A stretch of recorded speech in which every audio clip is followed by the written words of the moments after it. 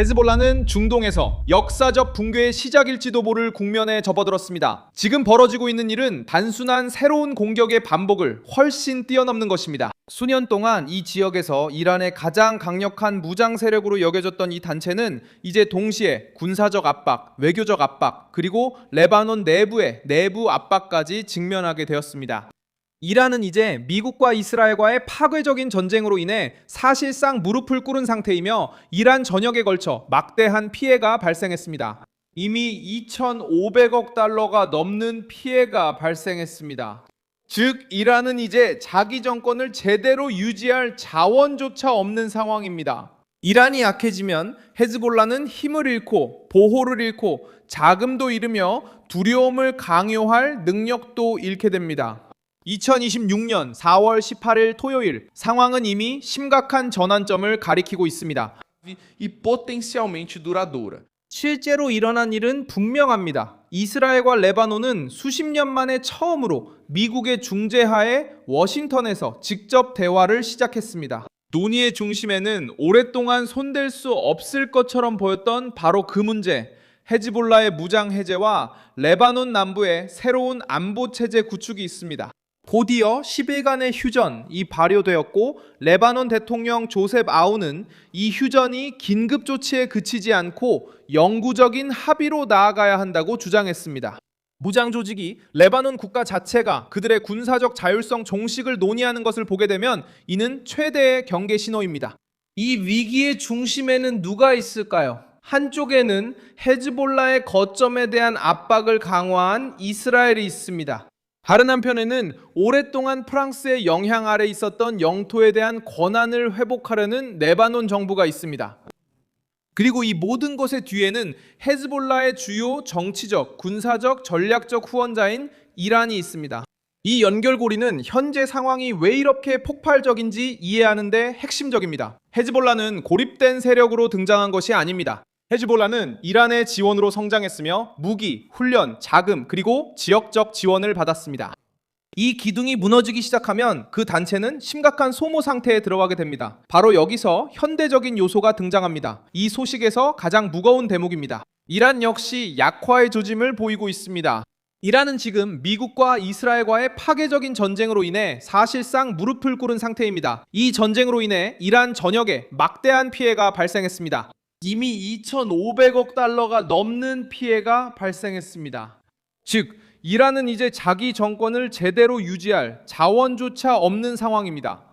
로이터는 이란의 지역 세력이 레바논, 가자, 예멘, 이라크에 있는 동맹단체들이 입은 피해로 인해 약화되었다고 다시 한번 강조했습니다. 다시 말해, 헤즈볼라는 더 이상 성장하는 후원자의 지원을 받으며 활동하는 것이 아니라 강한 압박을 받고 있는 후원자의 지원을 받고 있습니다. 이것이 어디에서 구체적으로 드러날까요? 레바논 남부, 워싱턴의 협상 테이블, 그리고 레바논 자체의 정치 환경에서 드러납니다. 이 과정은 어떻게 진행될까요? 연이은 타격이 누적되면서 진행됩니다. 레바논군은 1월에 남부 지역으로의 확장과 국가의 통제를 벗어난 무장단체, 특히 헤즈볼라를 무장 해제하는 계획의 1단계를 완료했다고 발표했습니다. 로이터 통신은 또한 이 지역에서 무기에 대한 국가의 독점 목표가 실제적이고 구체적인 것으로 다뤄지기 시작했다고 보도했습니다. 이 점은 헤즈볼라에게 치명적입니다. 왜냐하면 그들의 권력의 핵심을 건드리기 때문이죠.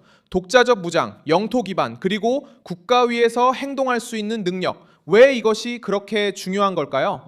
왜냐하면 헤즈볼라는 항상 레바논 국가의 약화와 이란의 힘에 의존해 별도의 권력체로 살아남아 왔기 때문입니다. 이제 두 기둥 모두 압박을 받고 있습니다.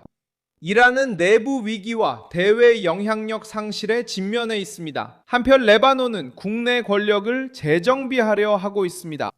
그리고 레바논 정부는 더 이상 자국이 외국의 이익을 위해 봉사하거나 외부 분쟁에 휘말려서는 안 된다는 점을 분명히 했습니다. 이 발언은 수년간 레바논 영토 내에서 테헤란의 전략적 연장선처럼 기능해온 헤즈볼라의 논리에 직접적으로 타격을 줍니다.